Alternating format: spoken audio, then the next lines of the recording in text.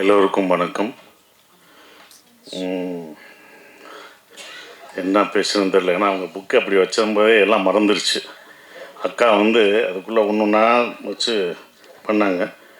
ஒரு 2010 நினைக்கிறேன், சாரு அவருடைய புத்தக விழாவில் அவங்க பக்கத்தில் தான் உட்காந்துருந்தேன். அதுக்கப்புறம் இப்போ தான் உட்காந்துருக்கேன். அப்போயும் இப்படி தான் குறிப்பு எடுத்துகிட்டு வந்தாங்க. நான் எதுவுமே எடுத்துகிட்டு வரல, படிக்கலை. திரும்பி பார்த்தேன், அதிலே பயம் வந்துருச்சு. இந்த தடவை நான் புத்தகத்தை படிச்சுட்டு வந்தேன். அன்னைக்கு அவங்ககிட்ட கற்றுக்கிட்ட ஒரே ஒரு விஷயம், புத்தக விழா போனால் புத்தகத்தை படிச்சிடணுன்றத அப்போ நான் எடுத்துக்கிட்டேன். அதுக்கப்புறம் நான் அதை படிச்சுட்டு போகிற விஷயம். எல்லாருக்கும் நன்றி.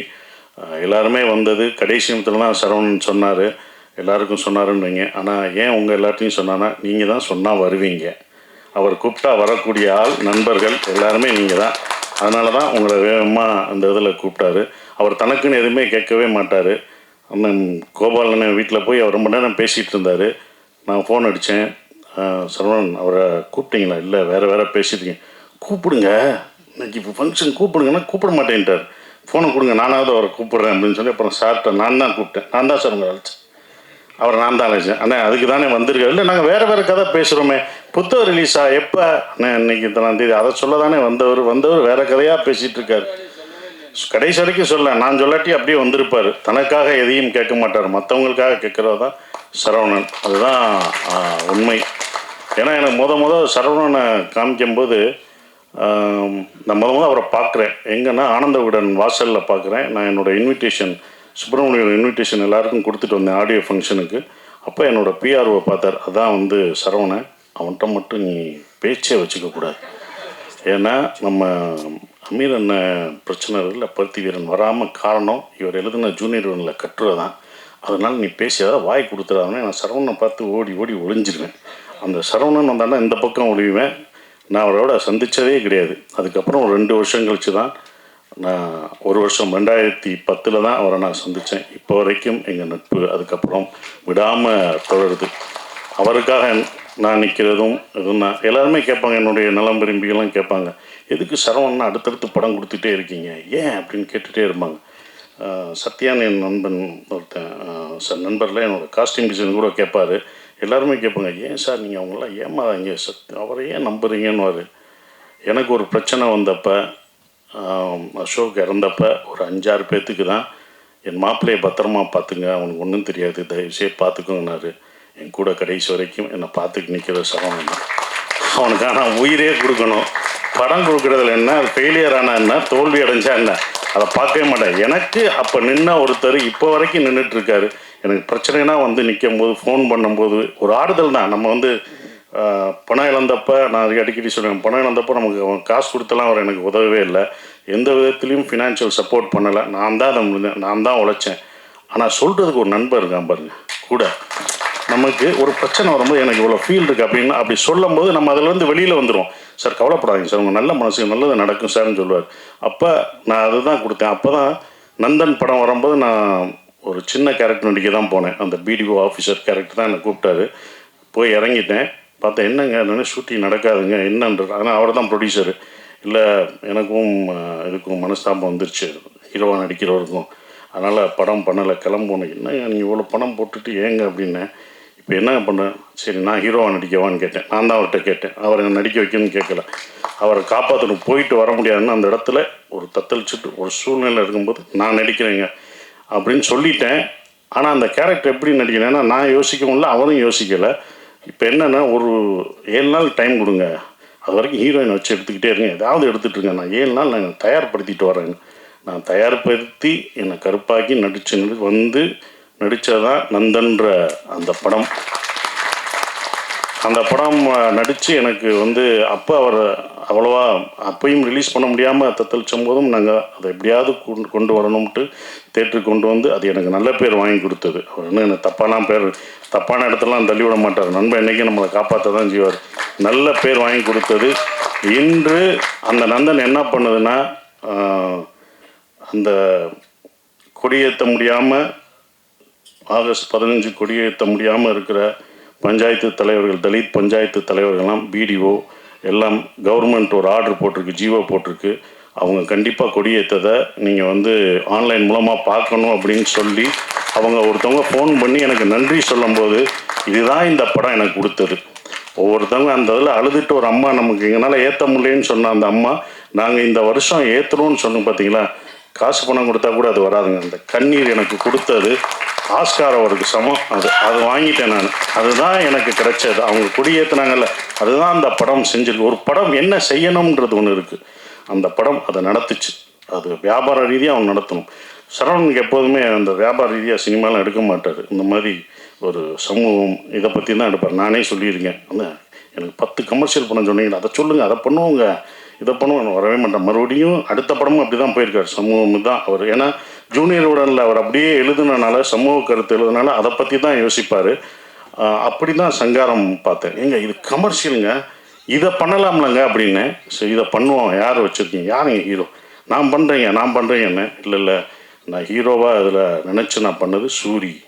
அதனால தான் அந்த சூரின்ற கேரக்டரு பேரே நான் வச்சுருக்கேன் அப்படின்னு. சரி சூரி விடுங்க, நான் மார்ட்டின் கேரக்டர் பண்ணுறேன் அப்படின்னு. மார்ட்டின் கேரக்டர் ரொம்ப சின்னதாக இருக்குங்க அப்படின்னாரு. பரவாயில்ல, மார்ட்டின் நான் பண்ணுறேன், சின்ன கேரக்டர்லாம் நான் பண்ணுறேன், நீ ஜெயிச்சுட்டு வந்தேன்னா எனக்கு நல்லது தான், மார்ட்டின் கேரக்டர் பண்ணு அப்படின்னு சொல்லி தான் ஆரம்பித்தது. அதை நான் அடிக்கிறேன். அப்பையும் சூரியகிட்ட போய் அவர் கடைசி வரைக்கும் கதையை சொல்லவே இல்லை. சூரியகிட்ட போய் வேறு கதையெல்லாம் பேசுகிறாங்க. ஃபோன் அடிக்கிறேன், சூரியகிட்ட சொன்னீங்களா? இல்லைண்ணே, சூரியனை கதையே கேட்க மாட்டேங்கிறாரு, நான் உட்காந்து 4 மணி வரை பேசிட்டேன். 4 மணி வரை என்னத்தையா பேசுனீங்க, சொல்லணுமே நீ. இல்லை அவர் தயாராகவே இல்லை, கதை கேட்குறதுக்கு தயாராகவே இல்லை அப்படின்னு. அப்புறம் சொன்னேன் வேணாம். நான் ஒன்று யோசித்தேன், வேணாம். அப்போ தான் நான் சொன்னேன் சூரியன்கிட்ட சொல்லாதீங்க. ஏன்னா சூரி கஷ்டப்பட்டு மேலே ஒரு இடத்துக்கு போயிருக்காரு, அது ஒன்றால் தப்பாயிடக்கூடாது. அந்த இடத்த நீ இறக்குன மாதிரி ஆயிடக்கூடாது. நாளைக்கு நீங்கள் ஜெயிச்சுட்டு போய் நீ அந்த இடத்துக்கு வந்தோடனே நீ சூரிக்கு அப்போ தைரியமாக கதை சொல்லு அப்படின்னு தான் அவர்கிட்ட நான் சொன்னேன். நான் கடைசி வரைக்கும் இப்போ வரைக்கும் அவர் சொல்லியிருக்க மாட்டேன். ஏன்னா சூரியன்ற கதாபாத்திரம் உழைச்சதே அந்த சூரியன்ற பேர் தான். அதுக்கப்புறம் அந்த இதில் யார் நடிக்கணும் அப்படின்போது ஒரு மலையாள ஆர்டிஸ்ட் சொன்னார். அவர்கிட்ட போய் கதை சொல்லும்போது உன்னிமுந்தன் வேணும்னாரு. உன்னிமுந்தன்ட்ட போய் அந்த கதையை சொல்லும்போது அவர் திடீர்னு என்ன பண்ணுறார், சூரிய கேரக்டர் சொல்லுங்கள், மார்ட்டின் கேரக்டர் நல்லா இருக்குது. ஏன்னா நான் நடிக்கிறதுனால அவர் மார்ட்டின் கதையை நல்லா சொல்லுவேன். மார்ட்டினை பற்றி சொல்லுங்கள், இந்த மார்ட்டின் கேரக்டர் நான் பண்ணுறேன்னொடனே அவர்கிட்ட முழு கதையும் சொன்னேன். என்னங்க சொல்லிட்டு இருந்தீங்க, ஏதோ உளறிட்டு வந்தீங்கன்னா, என்னங்க மார்ட்டினை சொல்கிறார், அது சின்ன கேரக்டர் தானங்க, சூரிய தானங்க ஹீரோ அப்படின்றான், அது தானங்க பயங்கரமாக இருக்கும் அப்படின்னு. இல்லை நான் அதை தான் சொல்லிட்டு இருந்தேன். அவரை தான் இல்லை நீங்கள் வந்து ஃபஸ்ட்டு, ஏன்னா 2 ஹீரோ சப்ஜெக்ட்டு, ஃபுல் கதையும் ஒரு ஹீரோட்ட சொல்லுங்கள் அப்படின்றது. கண்டிப்பாக அந்த சிங்காரம் படமாக எடுத்தால் பெரிய வெற்றி அடையும்ன்றது நம்பிக்கை இருக்குது. ஏன்னா நான் சுப்பிரமணியபுரம் எப்படி ஒரு ரவுடிசத்தை அப்படி கண் முன்னாடி உங்களை கொண்டு வந்த காமிச்சனோ, அதே மாதிரி தான் இந்த சங்காரம் படமாக எடுக்கக்கூடிய இது. ஏன்னா இந்த புக்கை படிக்கும்போது அது திரைக்கதை வடிவத்தில் தான் இருக்கும். நீங்கள் அது நாவல் எல்லாம் சொல்கிறாங்க, என்னை பொறுத்த வரைக்கும் அது ஒரு திரைக்கதை புத்தகமாக தான் இந்த சங்காரத்தை பார்க்குறேன். அப்படி இருந்த ஒரு புத்தகம் இது. அண்ணன் சொன்ன மாதிரி இங்கேயே நடத்துகிற இந்த புத்தகம் ஒரு புத்தகம், நல்ல புத்தகம், எங்கே நடத்தினாலும் போய் சேர்ந்துடும். அவர் தஞ்சாவூர் நடத்தினாலும் போய் சேரணும். அதுதான் அந்த புத்தகத்துக்கான ஒரு விஷயமாக பார்க்குறேன் நான். அப்புறம் இந்த புத்தக விலை நான் கண்டிப்பாக எல்லா இதுலேயும் போய் சொல்கிறது தான், விலையை குறைங்க, டிஸ்கவுண்ட் கொடுங்க அப்படின்னு. 550ன்னு வச்சுருக்கீங்க, 500ரூபானா ஈஸியாக நாங்கள் கொடுத்துடலாம். அதை எங்கே அப்பாஸ் இல்லையா சார் இங்கே இருக்காங்க, அங்கே நீங்கள் 2 பேரும், அதுதான் அவங்கள இங்கே வச்சுருக்கோம், ஆடை வெட்டுற மாதிரி ஒன்று வச்சுருக்கோம். இதுக்கு நீங்கள் டிஸ்கவுண்ட் இப்போயே கொடுக்கணும். ஏன்னா நான் என்ன சொல்லிட்டேன்னா, டிஸ்கவுண்ட் கொடுக்குறாங்கன்னு எங்கள் மாமா புத்தக கடை வச்சுருக்கார் மதுரையில், மீனாட்சி புத்தக நிலையம் வச்சுருக்கார். மாப்பிள்ளை நான் வர முடியாது, என்னால் வர முடியாதுப்பா, எனக்கு புத்தக வேலையெல்லாம் இருக்குது, இன்றைக்கி புத்தக எக்ஸிபிஷன், வர முடியாது மாப்பிள்ளைன்னு அருணாச்சலம் மாமா சொன்னார். புத்தக கடை வச்சுருக்காரு அவர், வரமாட்டேன். இல்லை மாமா, நீங்கள் இங்கே வந்தீங்கன்னா அவர் டிஸ்கவுண்ட்டு தருவாங்க, நீங்கள் ஒரு 30-40 புக்கை வாங்கிடலாம் அப்படின்னு வேறு கூப்பிட்டு அவனும் வந்துட்டார். முதல்ல அவர் தான் வந்தார். ஐயோ நம்ம வேறு சொல்லிட்டேன், மாமா வாங்கிடுவீங்கல்ல, எத்தனை புக்கு? 30 புக்கு, 40 கூட வாங்கிக்கோங்க, 30 வேறு புக்கு யாரெல்லாம் வாங்க, உங்களுக்கு ஸ்டால் வெளியில் இருக்குது, அதுக்கு நான் விளம்பரம் பண்ணுறேன் பாருங்கள். ஸ்டால் வெளியில் இருக்குது, 500 ரூபா கொடுப்பீங்களா? எவ்வளோ சார்? சார் என்ன வாயை திறக்க மாட்டீங்க? கொடுக்குறேன்ட்டாங்க, போய் நம்ம வாங்கிடலாம். அப்படியா?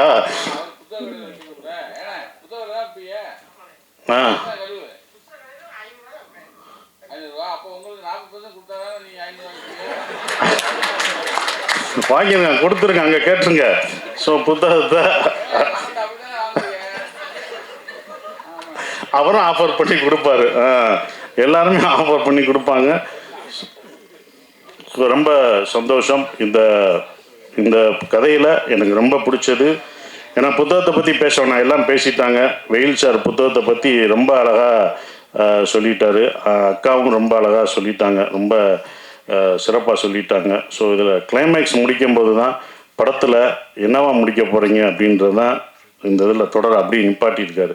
ஏன்னா அந்த மறிக்குழுந்துக்கு என்னாச்சு அப்படின்றது ஒன்று, சூரியும் மார்ட்டினும் என்னானாங்க அப்படின்ற மாதிரி தான் உங்களுக்கு இந்த நாவல் முடியும். முடித்தோடனே என்ன அடுத்த நாவல் எப்போன்னு கேட்பீங்க. அது கண்டிப்பாக கேட்பீங்க. பார்ட் 2 தான் அதை வச்சுருக்காரு. இது படமாக வந்து அதான் தயாரிப்பாளரும் ரெடி ஆகிட்டார், நடிகரும் ரெடி ஆகிட்டார். இனி டைரக்டர் தான் ரெடி ஆகணும். எப்போன்னு அவர்கிட்ட தான் இருக்குது. அது கலாக்கா கேட்டு சொல்லுவாங்க. மறிக்குழுந்து நீங்களான்னு கேட்டுக்கோங்க. நீங்கள் மறிக்குழுந்து நீங்கள் நினச்சிக்கிட்டு இருக்காதீங்க, அது யாருன்னு கேளுங்க. எனக்கு என்னமோ அதில் சந்தேகமாக இருக்குது. நீ கேளுக்கா, நீ சிரிச்சிட்டே இருக்காத, நான் உன்னை வந்து எல்லா தடவையும் சப்போர்ட் பண்ண முடியுமா? அந்த மறிக்குழுந்து எனக்கு என்னமோ எழுத்துலையோ அதுலையோ நீங்களாக இருப்பீங்களான்னு தெரியல. அதை விளக்கணும் சார். அது நீ கலாவை நினச்சுன்னு என்கிட்ட கதைலாம் விடக்கூடாது. அது அவங்க நம்புவாங்க, கலாக்கா நம்புவாங்க, இவங்கெல்லாம் நம்புவாங்க, நான் நம்ப மாட்டேன். அந்த மறிக்குழுந்து யாருன்னு சொல்லி ஓகே யாரு? ஸோ ரொம்ப சந்தோஷம். இது வந்து எங்கள் குடும்ப விழாமா தான். இது வந்து ஒரு புத்தக விழா மாதிரி நான் பார்க்கவே இல்லை. அதனால தான் எல்லாமே ரொம்ப ஜாலியாக எல்லாமே நீங்களும் நாங்களும் எல்லாம் பேசிகிட்டு இருக்கோம். இது ஒரு குடும்ப விழாவாக பார்க்குறோம். சரவணன் என்றைக்கும் வெற்றி பெறணும், அதுதான் எனக்கு. அதுக்கு நான் எப்போதும் உறுதுணையாக இருப்பேன். நல்ல நல்ல படங்கள் இந்த மாதிரி கமர்ஷியல் நாள் வச்சுருக்காரு, எடுத்து விடுங்க. ஸோ வந்த எல்லாருக்கும் என்னுடைய நன்றியை தெரிவிச்சுக்கிறேன். நண்பர்கள் எல்லாருக்கும், மேடையில் வந்த எல்லாருக்குமே நான் நன்றியை தெரிவிச்சுக்கிறேன். Thank you very much. ரொம்ப